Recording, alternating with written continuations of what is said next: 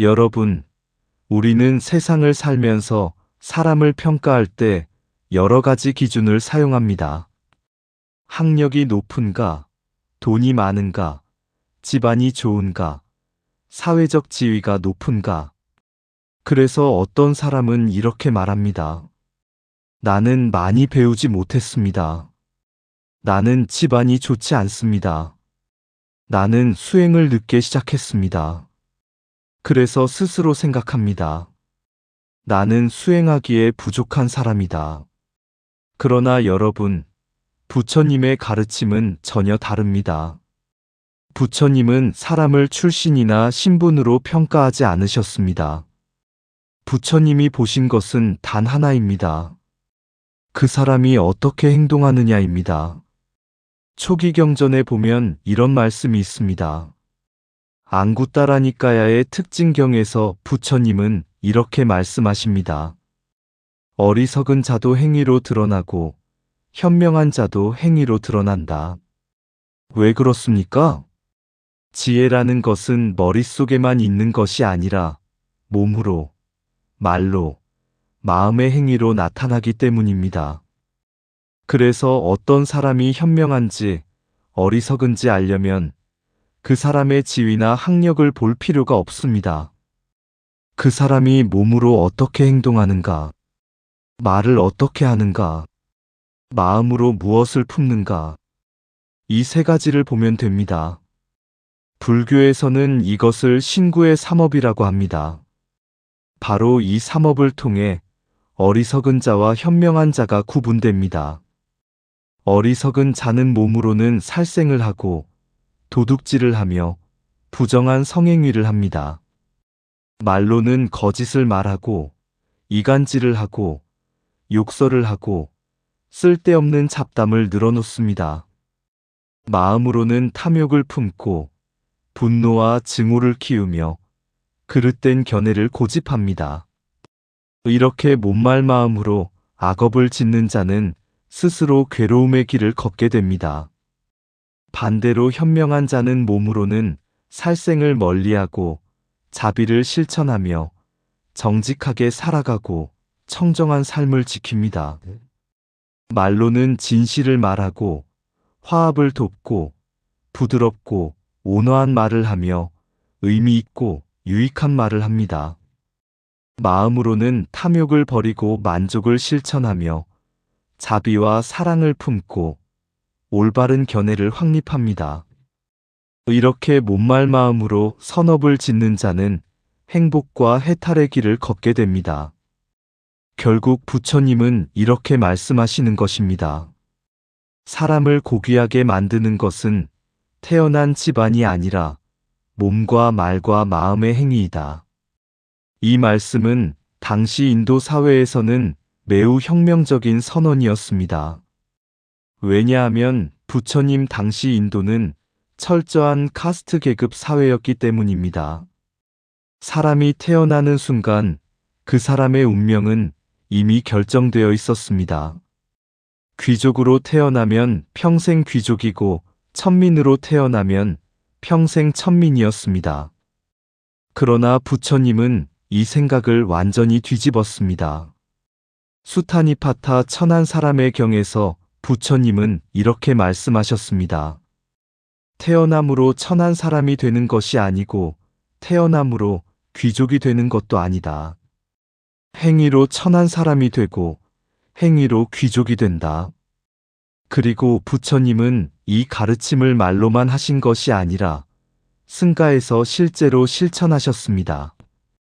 부처님 제자들 가운데에는 정말 다양한 사람들이 있었습니다.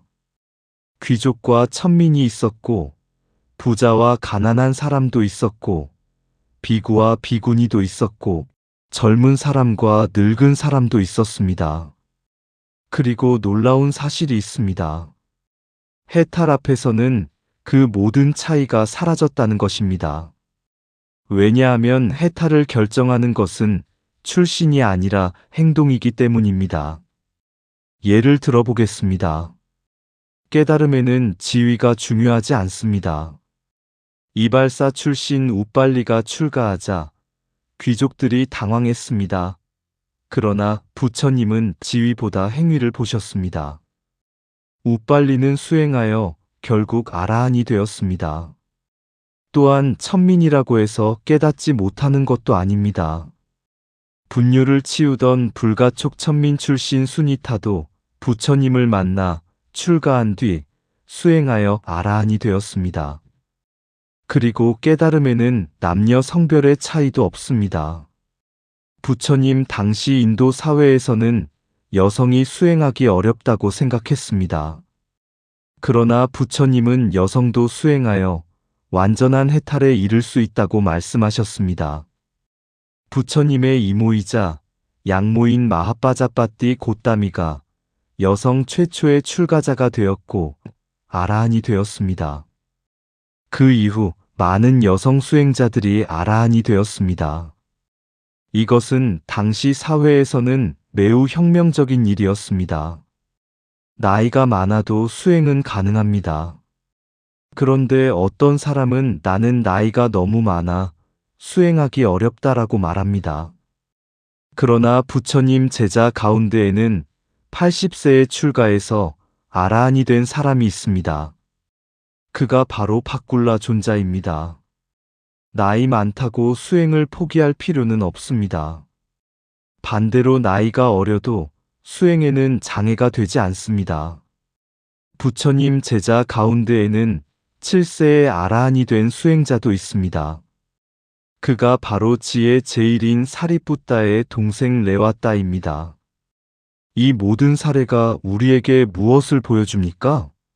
해탈에는 출신도 없고 성별도 없고 나이도 없다는 사실입니다. 그러면 수행에서 가장 중요한 것은 무엇일까요? 지식일까요?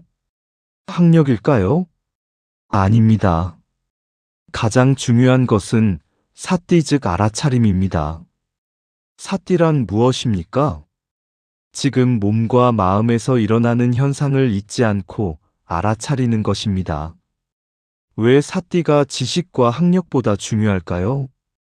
학력은 죽을 때 도움이 되지 않습니다. 지식도 죽을 때 떠오르지 않습니다. 재산도 지위도 죽을 때 도움이 되지 않습니다.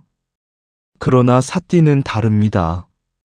사띠가 있는 사람은 임종 순간에 두려움이 올라오는 것을 알아차리고 집착이나 애착이 올라오는 것을 알아차리고 놓아버릴 수 있습니다. 그래서 수행자는 많이 아는 사람보다 잘 알아차리는 사람이 더 중요합니다. 현대 사회에서도 많은 사람들은 좋은 대학, 좋은 직업, 많은 재산을 생각합니다. 그러나 부처님은 말씀하십니다. 그 사람의 학력이 중요한 것이 아니라 그 사람의 행위가 중요합니다. 그 사람의 재산이 중요한 것이 아니라 그 사람의 마음이 중요합니다. 그 사람의 지위가 중요한 것이 아니라 그 사람의 지혜가 중요합니다. 여러분, 이제 이 법문의 핵심을 정리해 보겠습니다. 부처님은 말씀하셨습니다. 사람을 귀하게 만드는 것은 집안도 아니고 재산도 아니고 학력도 아닙니다. 사람을 높이는 것은 몸과 말과 마음의 행위입니다. 다시 말해 태어난 출신이 아니라 행위가 사람을 귀하게 만들기도 하고 천하게 만들기도 합니다. 그리고 그 가르침은 승가에서 그대로 증명되었습니다.